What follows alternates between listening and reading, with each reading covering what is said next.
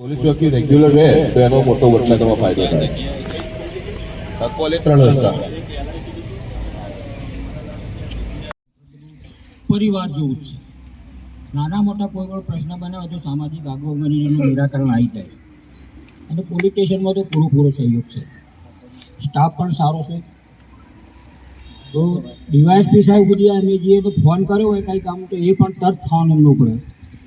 આ સાહેબનું પણ એ રૂટિન ચાલુ જ હોય છે, બરાબર. એટલે પોલીસ તરફથી તો કોઈ વડનગરમાં તકલીફ છે નહીં અને આમ જનતા પણ સહકાર આપે છે. પણ હવે કામ નાનું છે ને હવે સમાજ બહોળો હોય તો ચક ગુનો બને, પણ એમાં જનરલ કોઈ સમાજ ગુનેગાર હોતો નથી.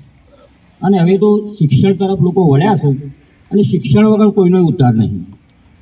બાકી નાની મોટી સમસ્યાઓ તો છે ને એ તો રામચંદ્ર ભગવતથી હતી ને આજે રહેવાની છે.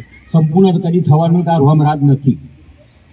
એકલી પોલીસ શું કરે તો પ્રજાએ એમને સહયોગ કરવો જોઈએ.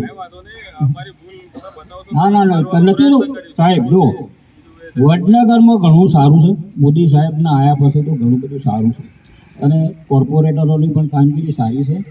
આગેવાનોની સરપંચો પણ અત્યારે પણ ખૂબ સારા છે. ઠાકોર સમાજના અમારા જે સમાજના મંત્રી છે દિનેશજી, એ જાગતા મંત્રી છે.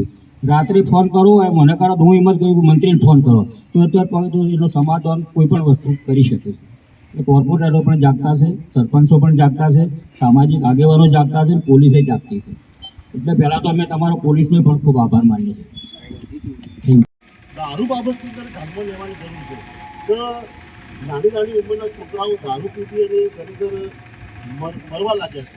એટલે જાજુ કહેવું નથી પણ થોડું ઘણું તકેદારી વધારે રાખો તો કંઈક ગામની અંદર છોકરાઓ મરણ ઓછા પણ કેમ કે દારૂનું પ્રદૂષણ બહુ વધી ગયું છે.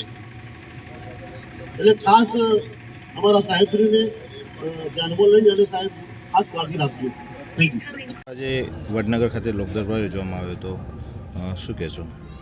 આજરોજ વડનગર પોલીસ સ્ટેશનના વાર્ષિક તપાસણી કાર્યક્રમ અંતર્ગત વડનગર પોલીસ સ્ટેશન ખાતે લોકદરબારનું આયોજન કરવામાં આવેલું, જેમાં સ્થાનિક અગ્રણીઓ, ગ્રામજનો, આજુબાજુના વિસ્તારના ગ્રામજનો, અગ્રણીઓ એ બધા સાથે રાખી એમના લોકલ કંઈ પ્રશ્નો હોય, કંઈ રજૂઆત હોય, કંઈ એમની માંગણી હોય એ અનુસંધાને ચર્ચા કરવામાં આવેલી અને એનો યોગ્ય ઉકેલ આવે તે માટેના પ્રયત્નો કરવાની ખાતરી આપવામાં આવી.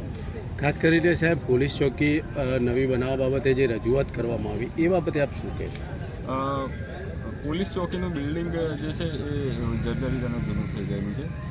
એટલે પોલીસ ત્યાં આગળ હાજર હોય છે, પણ એ બિલ્ડિંગ બાબતે એમની રજૂઆત હતી તો એ જલ્દી નવું બને એ માટે પ્રયત્ન કરવાની એમને ખાતરી આપી છે અને ત્યાં સુધી કંઈક વૈકલ્પિક વ્યવસ્થા થાય એ માટે પણ પીઆઈ સાહેબને સૂચના આપેલી.